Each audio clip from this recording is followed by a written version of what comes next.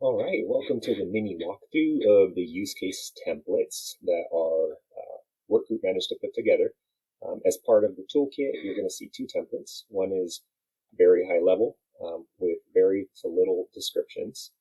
We also have another template which has a little bit more context. So you'll notice the difference between the two based on the green box. And so just know that as you're navigating through the templates, this particular template was put together in order to help provide a little more detail as to what are some bits of information that may be good for you to put into that template. So I'm going to be toggling between the two templates, but I just wanted to provide that bit of an overview. The second thing I wanted to share was that you'll notice a lot of sections of these particular templates are sections that you'll find in many different types of documents. So just note that you may have policy templates or templates that your organization already provides in terms of how to lay out information. And so the idea was that behind these templates, you could use this either to inform your thinking in a more deliberate way, or potentially add sections to templates that you already have through your organization and or agency in order to make your business case and or your use case more robust. So with that, I wanted to take a moment to go through each section of the template and provide a little more detail, or at least speak to what were the things that the group were thinking about when they included these sections as part of the template. So without further delay, very high level at the very beginning, these are things that you'll find in most any sort of use case and or template. It's just a high level overview of the project or of the use case that you think you have a case to build a project on. And so, some of the things that you will want to consider in addition to the overview as you flesh out more of the use case, these are some factors that you may want to consider. And so one of the things that the team thought would be helpful was project complexity or use case complexity will guide often the level of detail that you put into the template. Another thing that was considered in the development of these templates is that you can provide as little or as much detail as possible, and that you should not be too concerned about getting it right the first time, given that a lot of the technology, or at least the solutions use cases we're looking at, are relatively new in nature, and because the technology is evolving, we suspect that these templates will serve as working documents, meaning that as your understanding of the use case and the implications associated with the inputs of the use case become clear or considerations, you may need to add additional sections. So please keep that in mind. I also wanted to share that if there are sections of this use case template that can be further fleshed out, that we are completely open to feedback. And once that feedback is received, we will determine if this is something that we can incorporate into this high-level template, or if we're going to need to create more specific templates based on where you are within your agency. As an example, a public safety group may have different inputs or considerations than, say, someone from Health and Human Services, or someone from Public Works, or someone from Parks and Recreation. And so it may be helpful at some point in time to create more industry-specific or vertical-specific templates.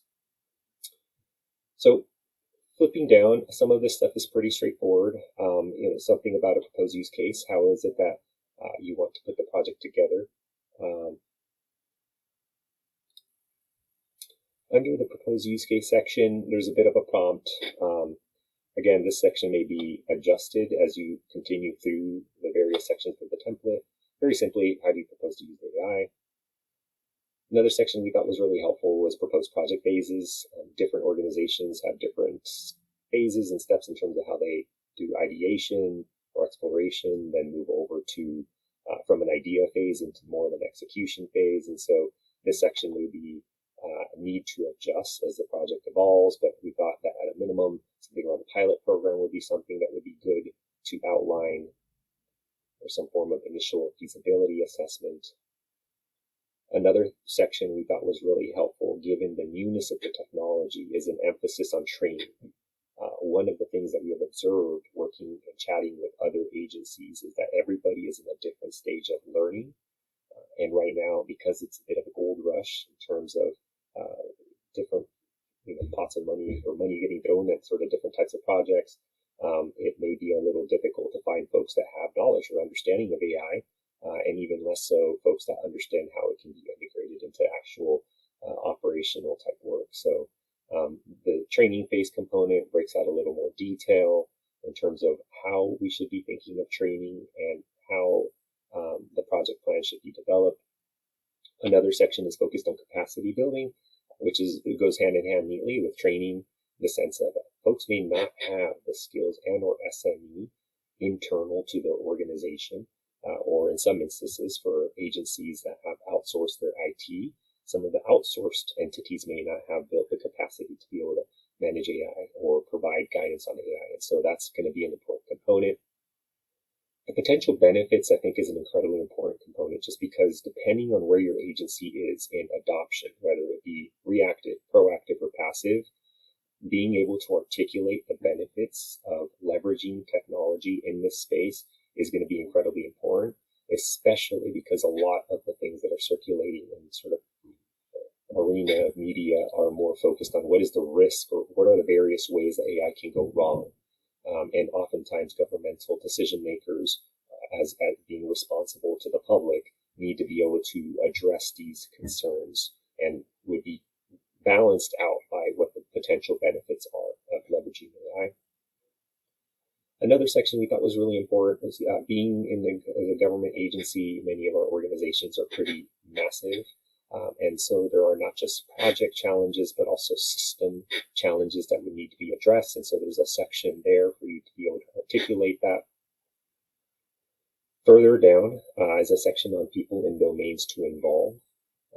As governmental entities and or agencies, the breadth of these agencies' responsibility is quite massive. And so because there are so many different types of service lines in which this technology can be leveraged, having folks engage in comprehensive stakeholder mapping to better understand who are the players, what are the layers that would need to be involved in the development of such a project or use case would be very helpful to understand from the get-go, as it can help inform the scope and size of the project. So that was some of the thinking that went into doing a preliminary assessment of who the people and the domains would need to be involved. There's a section around risk and mitigation strategies. We think this is going to be an incredibly important section to flesh out. Now, because of the, again, earliness of the technology, it's going to be very difficult, not impossible, to understand what those risks are. But there are several, there's lots of information about what the risks are, potential risks are. And so outlining them on this document with the context of the use case in mind would be an incredibly important exercise. And again, as the project evolves and as the scope evolves, this is something that will need to be updated regularly. And so we went ahead and put some sections in there in terms of AI risk, privacy risk, and other risk as a start, not all inclusive, but can help folks sort of start to understand what are bits of information that would be valuable to place into the section. Some of the other things that I think are going to be a challenge for agencies is resourcing of such efforts. So agencies, especially local governmental agencies, may have more challenges in terms of securing resources, that's people, power, and or time to be able to support projects like this. So being able to articulate or at least try to understand what the resource needs would be can help inform what the costs would be, and would help us as a coalition better understand how is it that we should be approaching resourcing. Should we be advocating for funding at a federal level in order to be able to staff and or be able to leverage AI technology? Are there other opportunities for us to leverage funds and or grants? And so this is going to be an incredibly important section. As without funding, project feasibility will be low unless departments are willing to divert funds. And so that's another conversation that we can get into a lot of detail about. And last but not least, there's a couple other sections that we thought would be really important. One that highlights sort of data sources. Just, putting out there from the get-go what we understand are the data sources, either publicly available data that most anyone can have access to, private data, which can also be helpful and help inform, or at least make the pool of data wider and help the AI tool be more useful. And so we put some examples of the things we thought would be helpful to start documenting as you go through this process. And last but not least, as part of this template, we did go ahead and put a section about combating AI bias. So there are links to very valuable resources, which I really recommend you go into. But I think for folks that are completing this template, just having an understanding of what those biases are and what your organization can do to combat AI biases is an incredibly important and essential point of putting together the use case. And so really, this can be also construed as a risk when thinking about adoption or implementation in the governmental setting, having talking points for leadership in terms of how AI bias was mitigated as you move through the project would be an incredibly important component of this work. So I know that was a very quick overview of the template, a very high-level description of the thinking that went behind putting the template together. As our adoption committee moves forward, we are going to be looking to opportunities to improve some of the training materials. I know there's many opportunities to improve, so please don't be shy. If there's any sections or components that folks would like to get into more detail about, it'd be incredibly important to hear and get feedback from the group. The goal is to make sure that these tools and templates are useful for all, and it would be very helpful to hear how other agencies are thinking about it or any other tools and templates your governmental entities put together that can inform the collective knowledge of the coalition. So I appreciate it. Thank you for your time.